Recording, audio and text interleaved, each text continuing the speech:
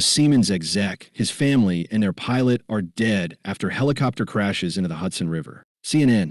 A family's afternoon sightseeing excursion above the misty shoreline of Manhattan ended in tragedy Thursday after the helicopter carrying them crashed off the New Jersey shoreline, killing them and the pilot. Spectators watched the helicopter as it dropped from the sky and slammed into the river upside down as fluttering debris landed in the water. The victims included Agustín Escobar, a Siemens executive, and his family, according to a law enforcement official. The family was visiting from Spain, New York Mayor Eric Adams said during a news conference Thursday. CNN has reached out to the New York Police Department and the U.S. Coast Guard for more information on the victims.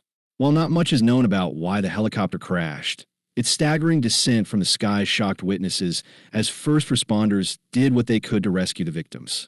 At 3:17 p.m., multiple 911 calls reported a helicopter crash in the Hudson River near the New Jersey coastline at Pier A Park in Hoboken, New York Police Department Commissioner Jessica Tisch said. When first responders arrived, police pulled 4 people out of the water and FDNY pulled out 2 people, she said. 4 victims were declared dead on scene, and an additional 2 people were taken to local hospitals, Tisch said.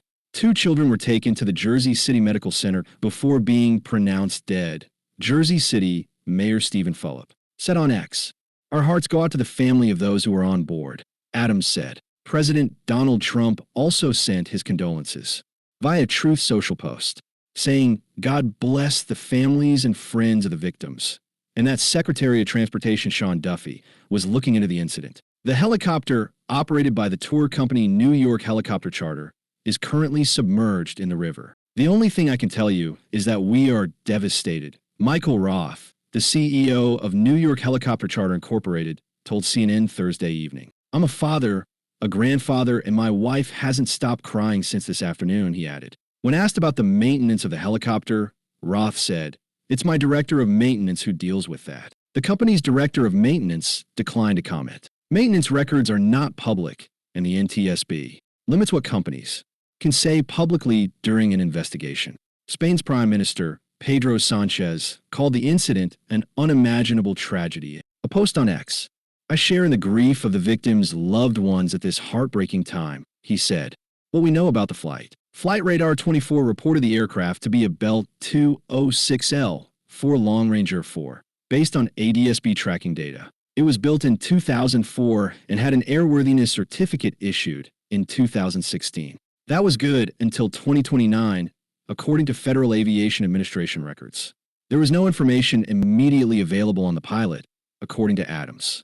The helicopter took off from the downtown Manhattan Heliport at 2:59 p.m., where it flew south before turning to fly north along the Manhattan shoreline up the Hudson River, Tisch said. At 3:08 p.m., the helicopter reached the George Washington Bridge and then turned to fly south along the New Jersey shoreline, where shortly after it lost control, she said. When the helicopter hit the water, officials believe it was inverted, leaving the cabin visible in the water, Tisch said. Reports that the helicopter stopped in midair and pieces of the helicopter were falling off before it hit the water is consistent with 911 reports, she said. The cause of the crash is under investigation, she said. The helicopter flew for about 16 minutes before going down into the water, according to analysis by CNN and flight tracking site, Flight Radar 24. The flight path reflects much of what officials said, showing the aircraft took off from Lower Manhattan and did a circle near the Statue of Liberty before flying up the Hudson River to the George Washington Bridge at about 1,000 feet. At that point, it turned back south, ultimately coming to rest in the water near New Jersey. The path up the Hudson is a popular sightseeing route. When the helicopter crashed, it was cloudy with winds around 10 to 15 miles per hour with gusts up to 25 miles per hour according to various weather reports in the area. Visibility at the surface was good, 10 miles, but it was cloudy as a system is moving into the region, bringing light rain to the region this afternoon and evening. Helicopters on an air traffic control frequency were asked to look for anyone in the water following the crash. Please keep your eyes open. You guys see anything in the water? Please let us know, said an emergency response pilot on the frequency. The FAA is temporarily prohibiting drone pilots from flying near today's helicopter crash unless they have specific authorization. FAA and NTSB to investigate cause. The Federal Aviation Administration confirmed it is investigating the situation alongside the National Transportation Safety Board. The NTSB is leading the investigation and will provide updates.